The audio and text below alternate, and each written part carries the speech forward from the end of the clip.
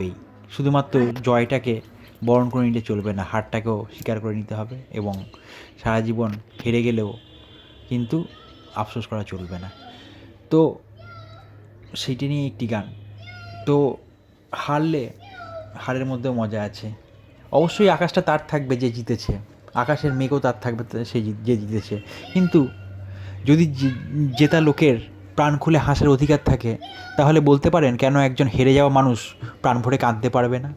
কেন সমাজ তাকে প্রতি মুহূর্তে মনে করিয়ে দেবে সে একজন লুজার?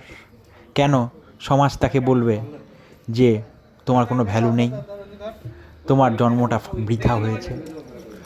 যেমন যে জিতেছে সে বরদান পাবেই, সে সমাজের মুখ উজ্জ্বল করবে, সে তোমার গর্ব হতে পারে। কিন্তু যে হেরে গেছে সেও কিন্তু একজন মানুষ। সুতরাং তাকে তার থেকে যেন